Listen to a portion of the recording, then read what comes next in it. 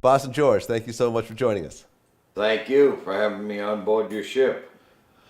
So, a lot of people know your story because of the movie Blow with Johnny Depp, but I kind of want to get your take on it because Hollywood, has a way of changing things around. So, how did you originally get into drug dealing in terms of the marijuana side?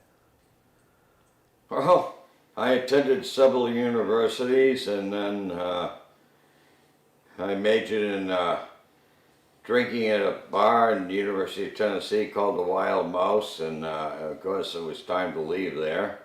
My grades weren't exactly up to par, and my lovingly fat friend Tuner was going to the University of Montana, and he took off his clothes at the girls' sorority house and was arrested for that. Of course, that was a major, you know, setback in those days. And we both came home for Christmas holidays, and we knew we had to get the hell out of there before our parents got the letters, telling me that I was, you know, no longer welcome to the University of Tennessee due to my grades, and Tuna was no longer welcome at school because he was a sociopathic lunatic, and we decided to wait till after the holidays, and then we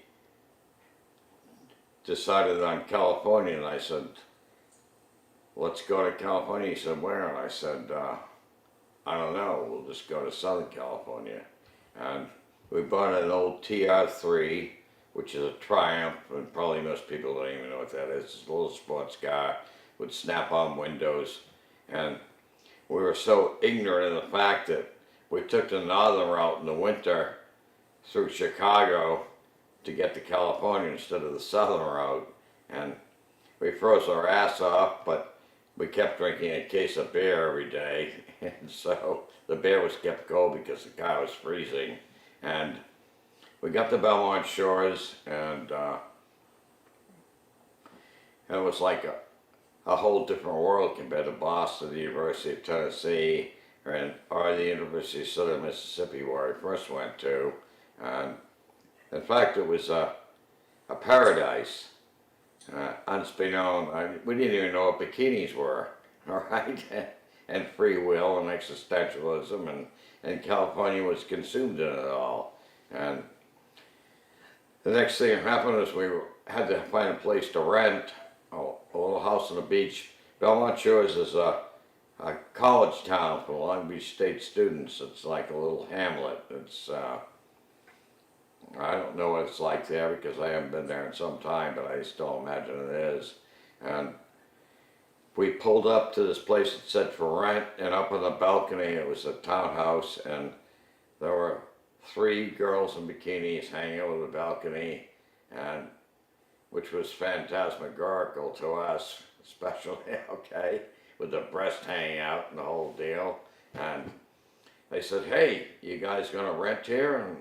And said, maybe. And I said, where are you from? And so I wasn't gonna tell her I was from Weymouth, Massachusetts, because nobody knew what the hell that was. And I said, Boston. And I said, what's your first name? And I said, George. And they said, Boston George, and that's how the name became.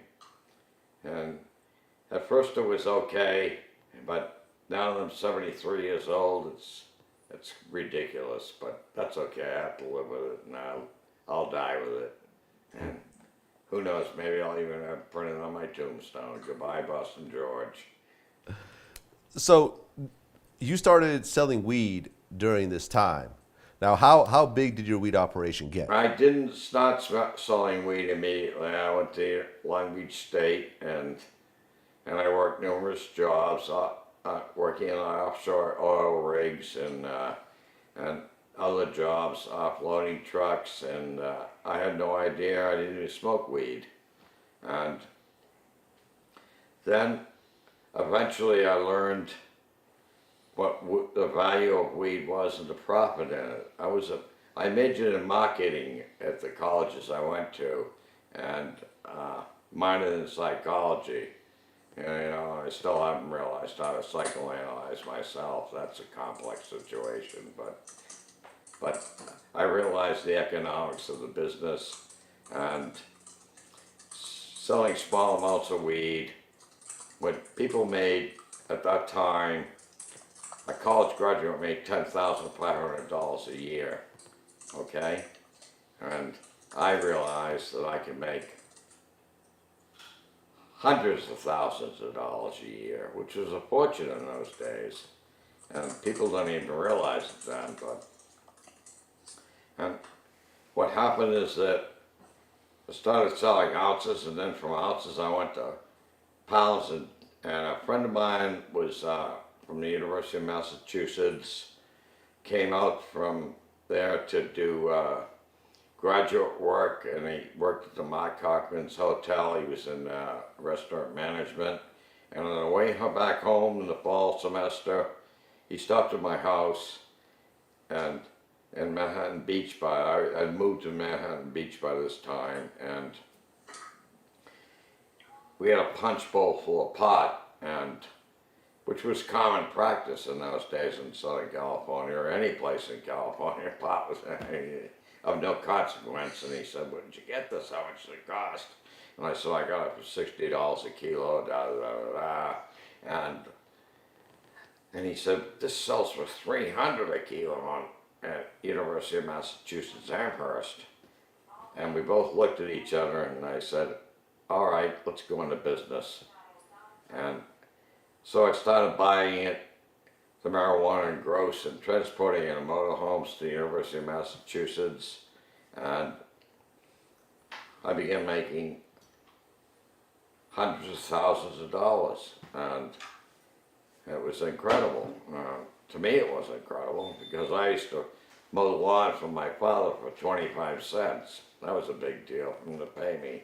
And then it just transgressed forward into a bigger and better enterprise, and I had an idea that the business was boring, and I wanted to go to Mexico and get the pot directly from the Mexicans.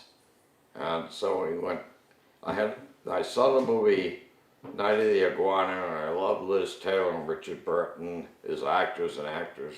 And I said, let's go to Puerto Vallarta, and we went down there for like 10 days. And what happened there was we asked everybody, and we couldn't even find a joint, okay? We couldn't speak Spanish or whatever. And we were sitting in the spa called the Oceana Hotel in Puerto Vallarta, looking Banderas Bay and on the Malecon. And these guys told me, my buddies who were involved, the University of Massachusetts graduates or whatever, and we're through with this. We want to go back to the other way. This is ridiculous. And we were making good money. And my ego was smashed at that time. I didn't know what to say, and I said, okay. And like, through an act of serendipity, which has seemed to encompass most of my life, and a little yellow Volkswagen pulled up with flowers painted on it, and I got this platinum blonde, and she came into the bar and she said, I know who you guys are. And I said, who the hell are you? And she said, I'm Linda, and I'm from California. And she said, you guys asked just about everybody except the police chief for some pot. And she said, I'm here to save you. I said, what do you mean? And she said, I happen to live with one of the biggest drug dealers in Mexico, and I'm going to take you over there now. And so she took me over there, and he said, what can you do for me, of course? And I said, well, I can transport your pot to the United States and sell it.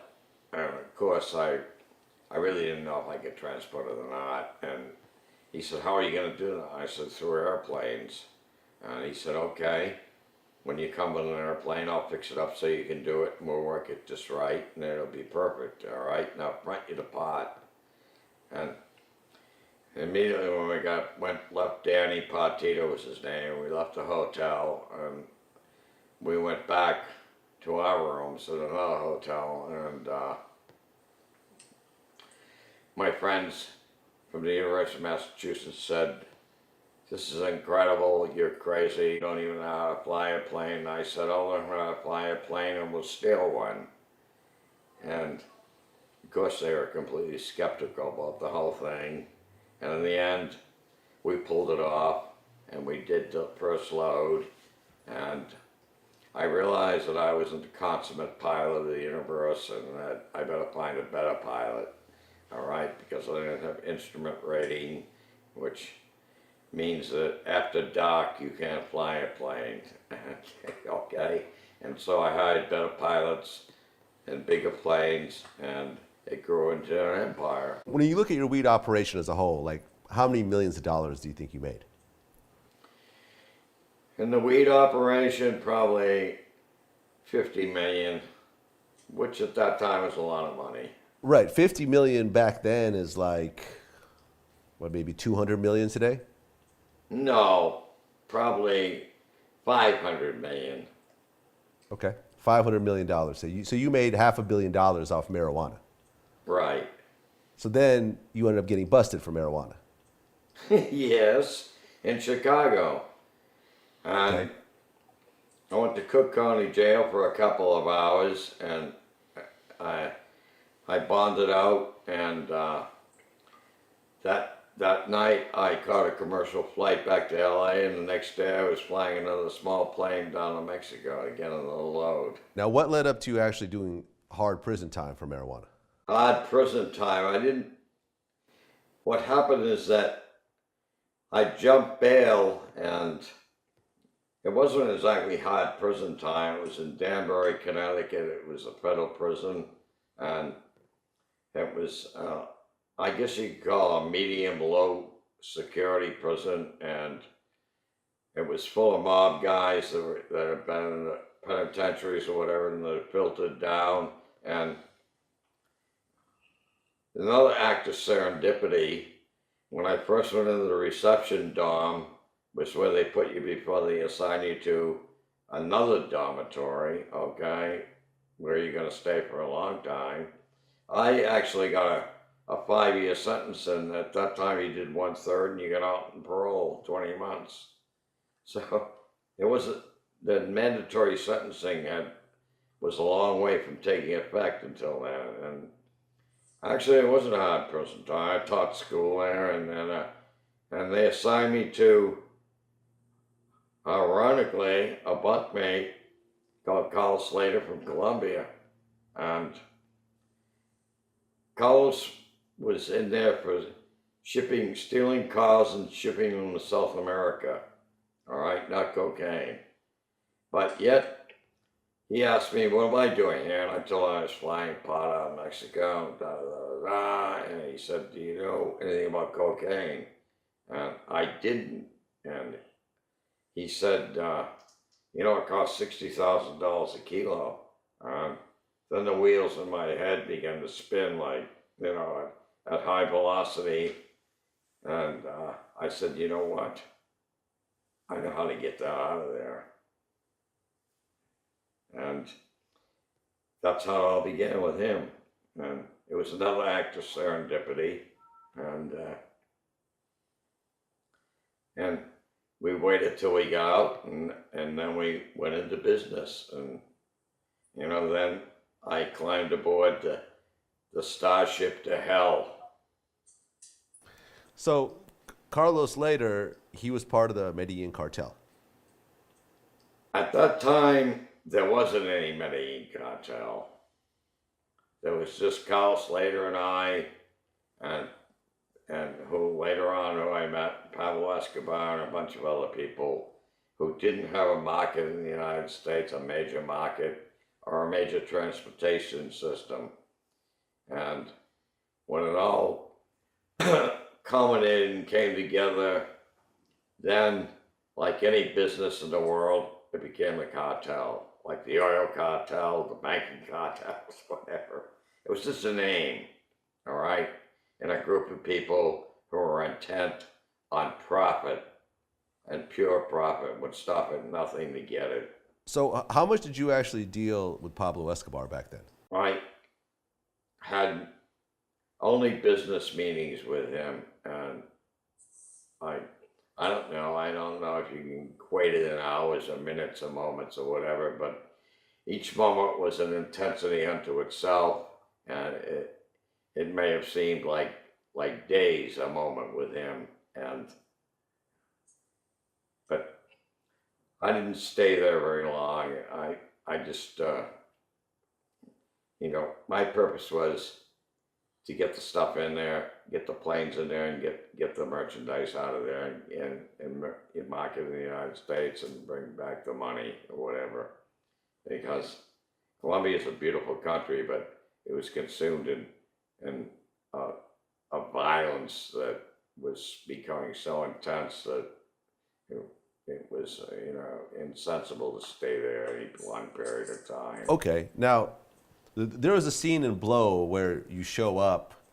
Well, Johnny Depp playing you shows up, and Carlos Escobar just recently executed someone, I guess, for snitching. Did you actually see any of this violence around Pablo Escobar? Well, there are certain points of the interview that I didn't want to go into, okay? I mean, it happened, whatever, and, the movies are the movies, and what happened is between Pablo and myself, and I don't wish to go there. Okay. So, at the height of your cocaine business,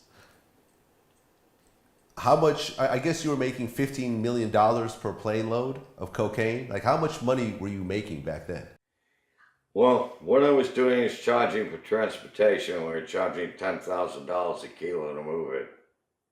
All right. And some of the marketing happened with another individual in Los Angeles just hooked into the movie and record industry. But if I brought 500 kilos, okay, at 10,000 a kilo, it was $5 million a trip. And I was making several trips a week, and then it grew to 1,000 kilos, okay, and how much was I making a week? Was millions and millions of dollars, tax-free. How much do you think you made the whole time? Was it 100 million? What do you mean? My entire existence from marijuana to cocaine? Well, how much did you make just in cocaine, you think? I mean, if you want to combine it, that's fine. But okay, well, several hundred million. Several hundred million in cocaine. Right. You think you made $1 billion total during your whole at that drug time, business? in the economy and the equation of compared to then and now, it was $1 billion. Okay, so you made the equivalent of about $1 billion. What do you think? What was the most extravagant thing you did making that much money? I went to Baskin Robbins.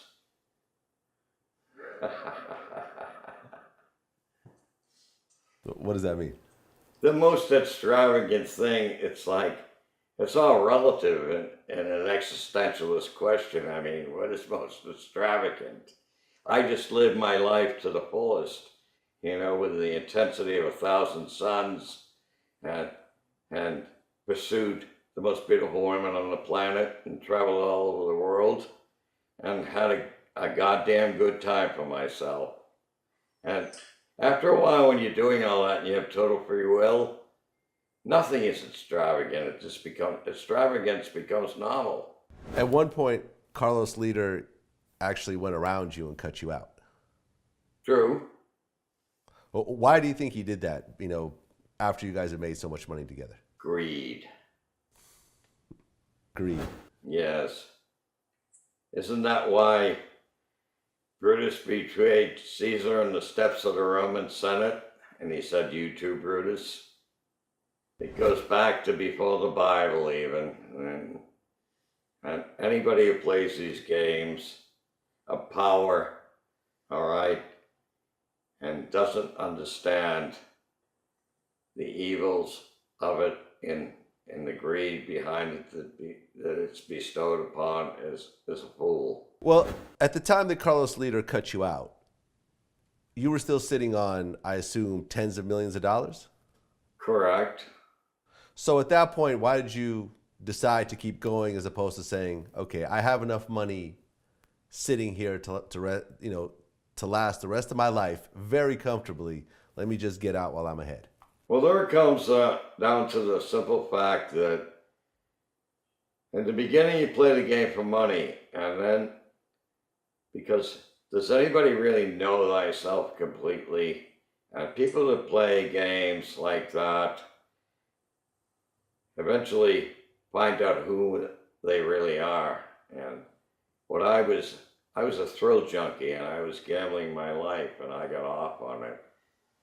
And the money was just a tool to play the game.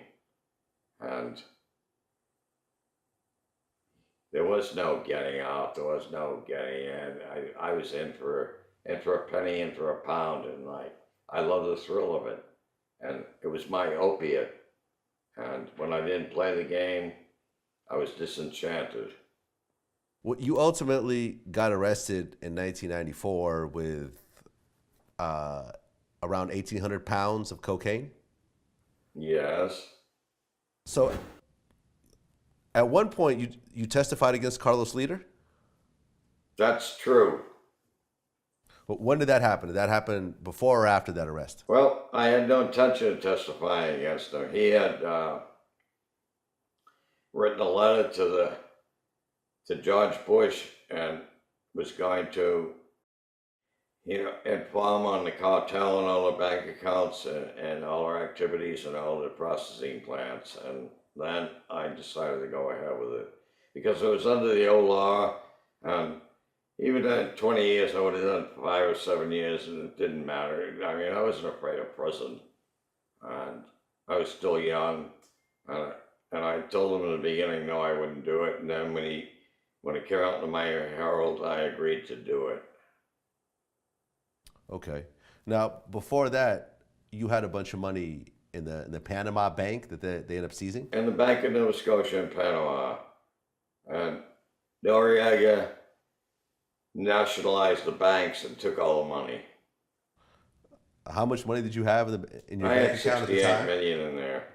That's insane. How did you feel at the moment that you found out you can't get into your bank account? It's like the day your wife tells you she's going to leave you. And you're going to have to pay for the kids for the rest of your life. And there was nothing you could do to get that 68 million out. No. Did you have money? I mean, why did you? Well, I mean, if I had money or I did have money, I mean, I'm not going to exactly draw you a treasure map and with X's on it, okay? Okay. So I think it's time to, move past that. I mean, maybe I had money, maybe I didn't. I think that, as Shakespeare said, the best answers in the world are the ones left unanswered. Okay. Now, why did you put $68 million into the Bank of Panama? Because it was all gained from Losity, and I couldn't exactly put it in the Bank of America, and at that time the Bank of Panama was a good place to put back into Nova Scotia, and everybody else was putting it there, and I had intended to transfer it eventually to Zurich, and wash it, as people say, and that's why. I wasn't the only one who did it. It's called laundering. You can go to Wall Street and ask them the same question right now today, right? Yeah. So essentially, Panama was where all the drug dealers in the world were dumping their money. Yes, Noriega was in compliance with accommodating all of us. Okay. Now, at the time that you testified against Carlos Leader, did you fear any sort of retaliation from the Medellin Cartel or Pablo Escobar? I had grown beyond fear. What I did in the beginning when I was a kid and I was doing it in Mexico and everywhere, I had a fear, but I've grown beyond fear. And as far as retaliation, I mean, I had, an agreement and from the higher ups, and that if I wasn't in compliance with their wishes, I don't think I'd be sitting here today. I mean, you can dwell on this till hell freezes over and then melt the ice. And, the reality of it is that I'm sitting here in Sacramento talking to you, and it's been since 1987 that this happened. And I mean, if they want to shoot me tonight, the hell with it. I just hope they have a bar in heaven that serves scotch. How hard was it to do the 20 years in prison? That's like asking somebody, what was the first time you got laid? All right. It's inexplicable to explain it to you. It's like the old story of one guy's tied to a stake and they're hitting over the head every 15 minutes with a club. And then another guy comes and he's tied to the next stake.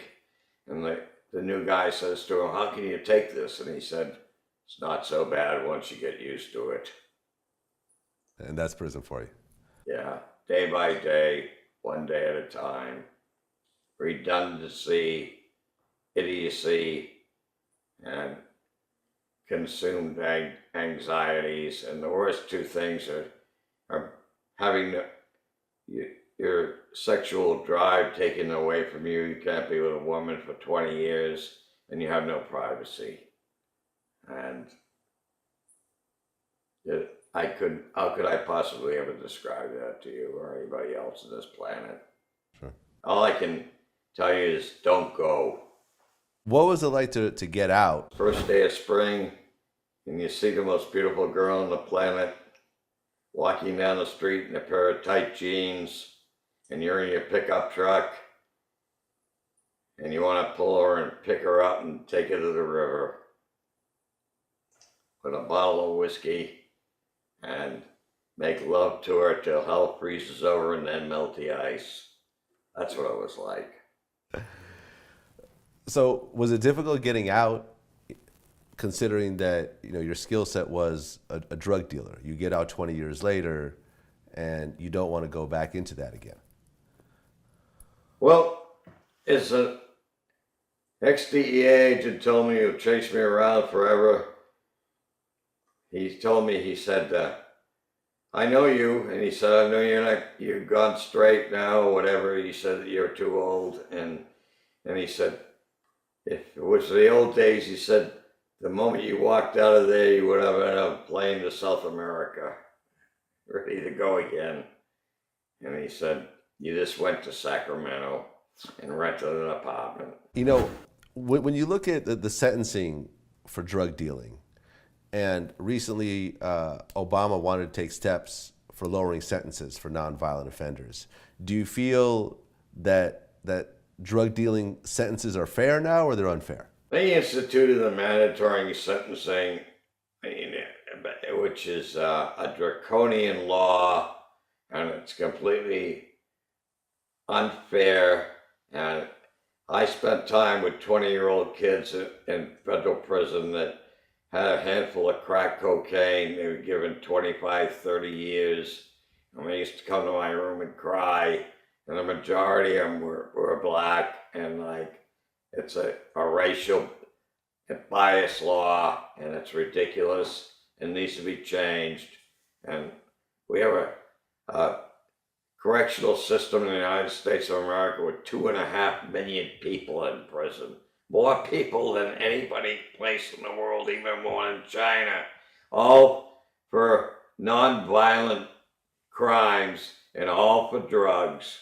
And more people die in this country from obesity, and sugar is the ultimate heroin and killer in the universe, all right? Not cocaine, not heroin, and certainly not marijuana. The only thing anybody's ever died from marijuana is maybe an overdose of brownies. And it's ludicrous, and it's ridiculous, and it's draconian, and it needs to be changed, and people need to wake up to that fact.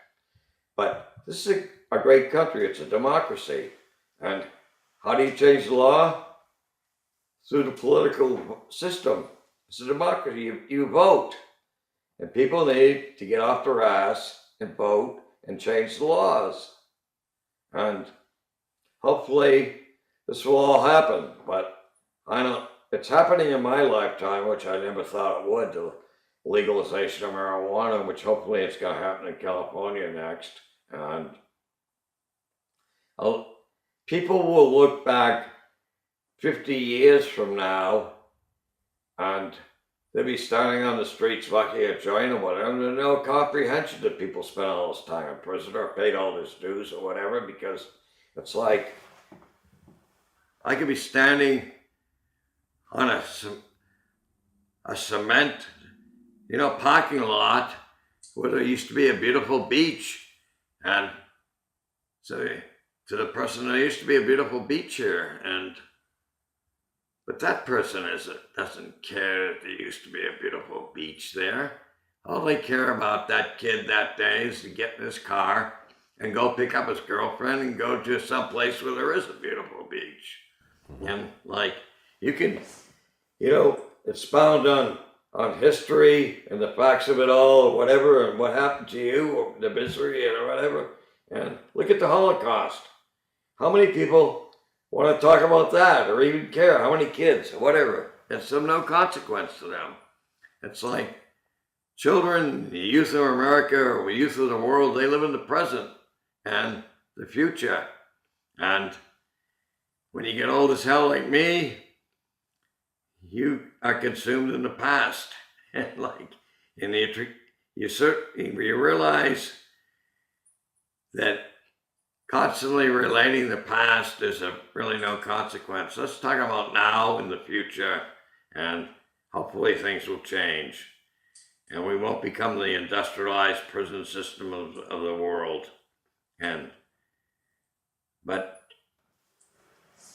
who am I to say?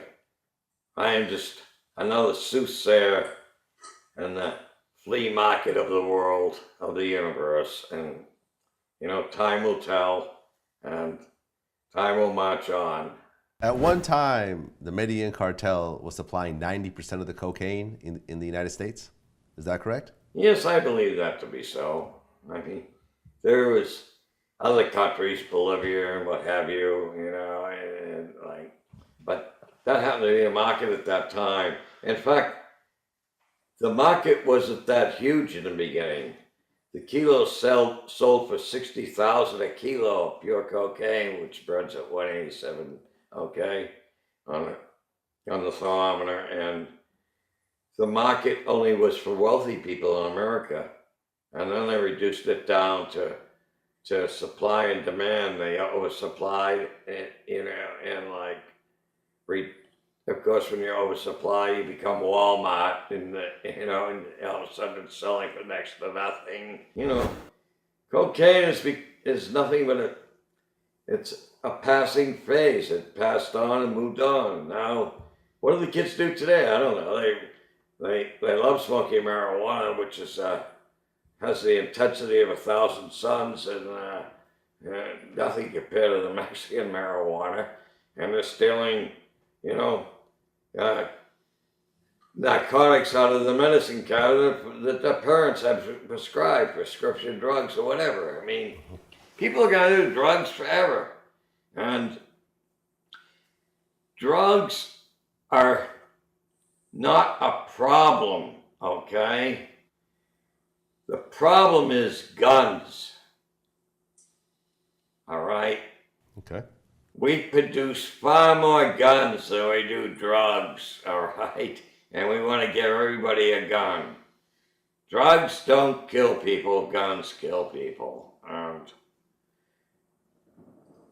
yet, you could be a sociopath, all right, and go and get a gun tomorrow, anywhere. You know what? It's a total madness. And,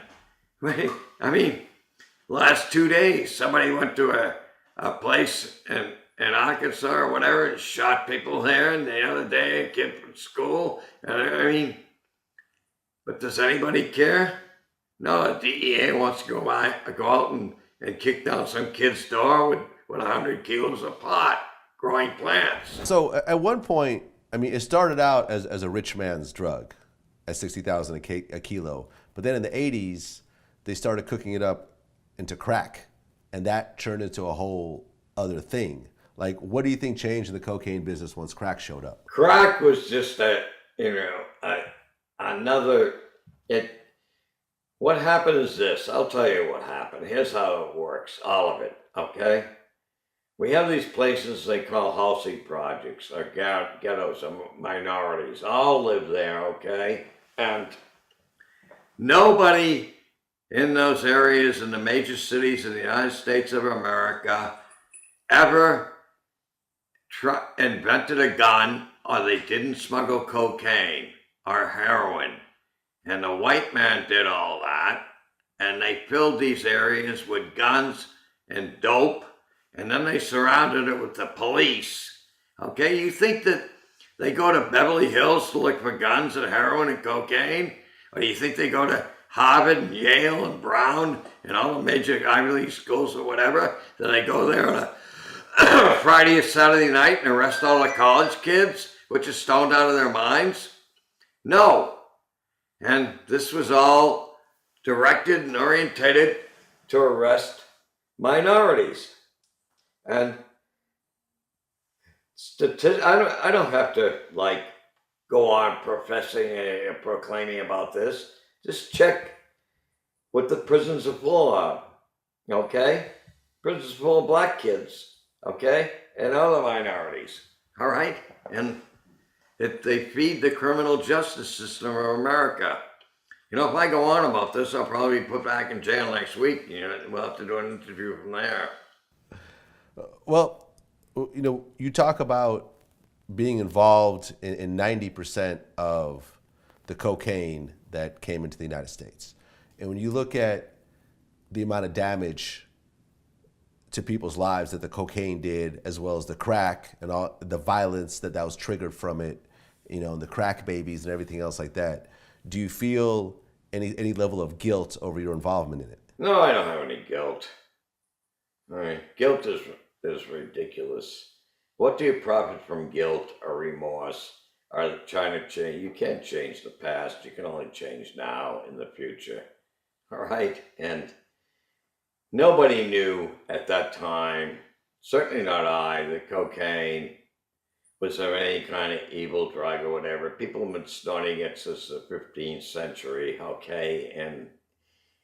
And do you think that cocaine has caused the demise of society as we now well know it, and destroyed the economy of the United States of America or any part of the rest of the world or anything?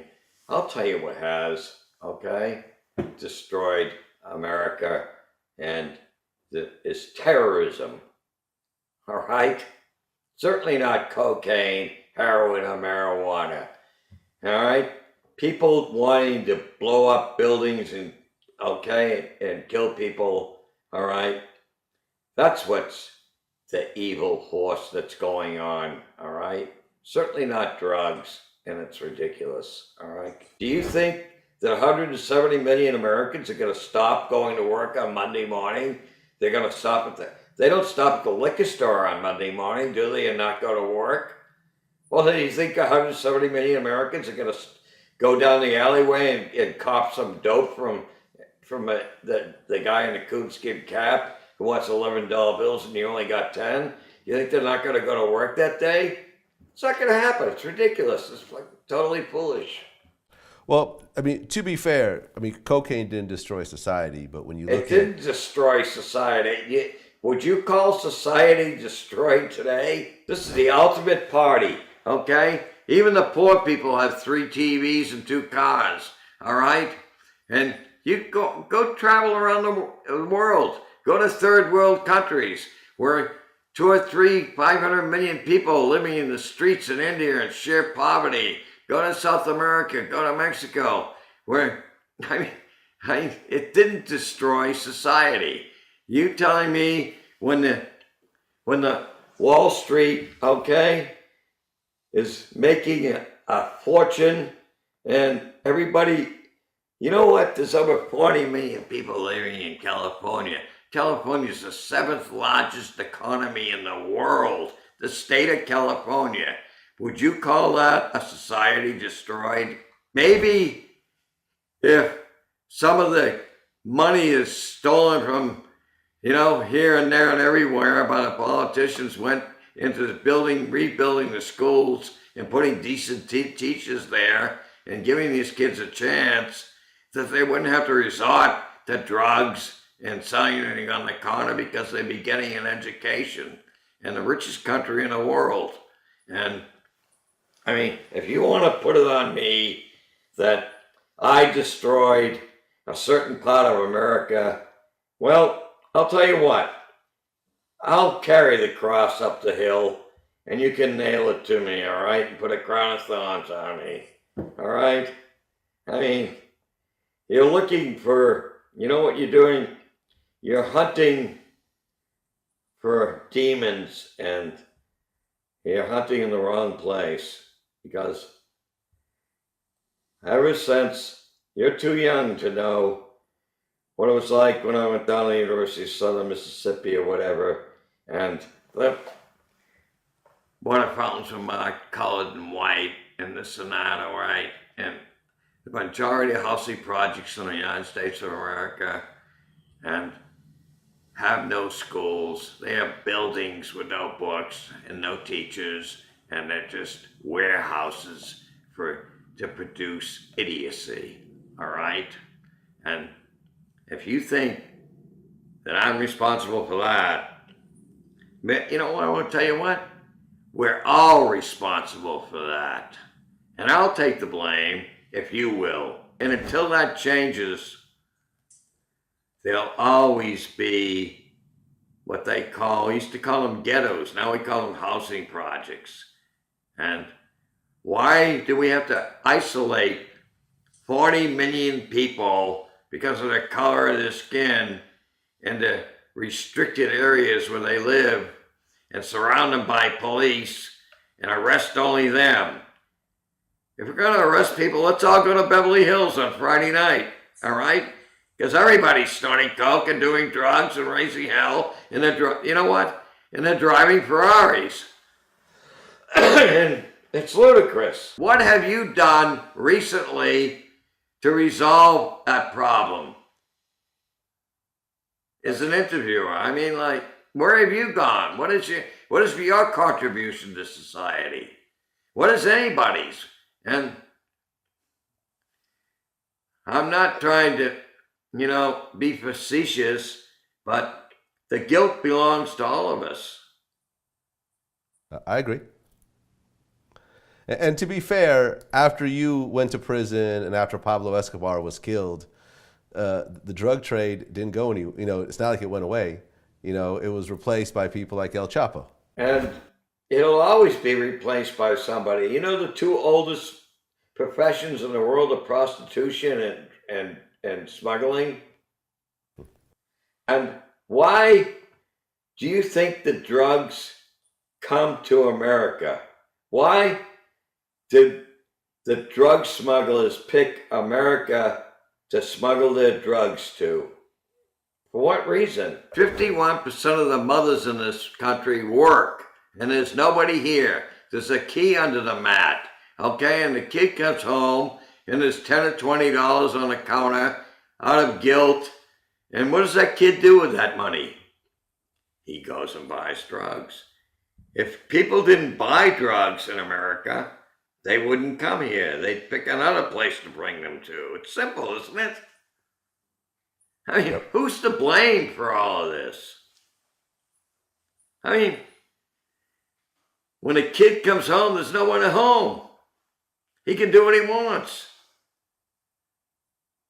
You go to where the market is. It's the richest country in the world. And our kids are the richest in the world. Listen, in Colombia and Mexico and those countries, they don't have a drug problem. They have a problem with what they're going to eat next. When they decided to do a movie on you and they put out Blow, do you feel like it was an accurate depiction of your life, or do you think that there was a lot of things wrong with it? No, I think it was totally accurate. Do you feel like you were fairly compensated for having the movie made on you? Let me put it this way. I compensated myself my whole life, okay? And regarding compensation, the only thing that's fair is in baseball. Either it's foul or fair, okay? Life isn't like that. Either you compensate yourself or, you can go sit on the bench for the rest of your life, and that's it. Did you and Johnny Depp work together a lot leading up to the movie? Yeah, we did. We spent hours and hours and hours together. Okay. And what was your take on Johnny Depp? Phantasmagorical. You think he did a good job playing you in the movie? He's a consummate actor, and he did a hell of a job.